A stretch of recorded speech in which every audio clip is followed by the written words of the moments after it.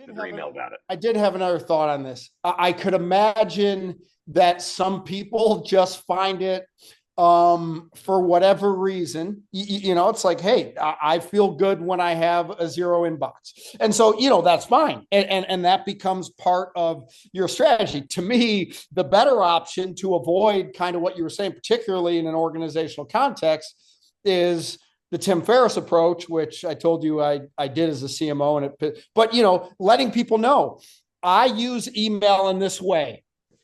I do not consider email to be an appropriate use of urgent communication. Therefore, call me, text me, whatever it is, and then that way, hey, you have great communication, right? You're communicating to everybody. This is the way they can disagree with you or not. That's on them after that. You know what I mean?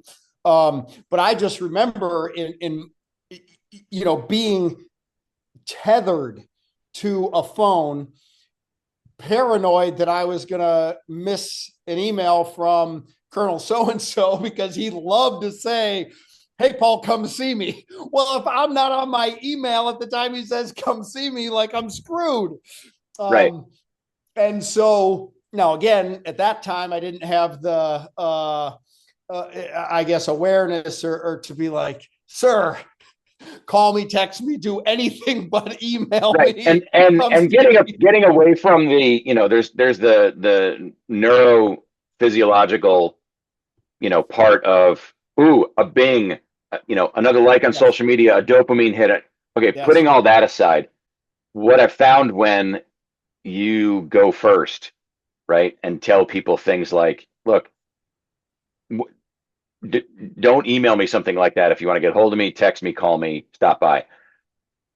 When you finally get through the initial shock of, wait, you're being different, and that person gets through their initial horror that, wait, somebody's trying to do something unexpected, what ends up happening is, if you're clear, what you've communicated to them is, look, what you're trying to tell me, I find important. So much so that I'm trying to tell you the best way for you to get to me with something important. I didn't say, screw your email, it doesn't matter. I said, sorry, I feel that what you were telling me is so vital, and that the way you were telling me wasn't going to get anywhere near my consciousness, that we're doing this different.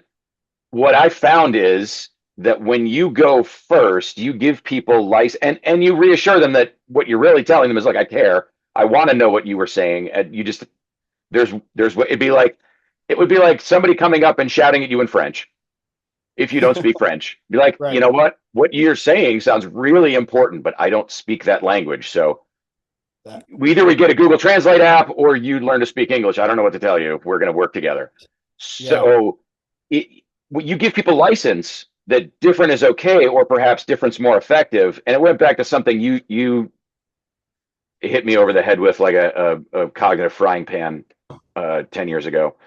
Where would you rather be right or would you rather be effective?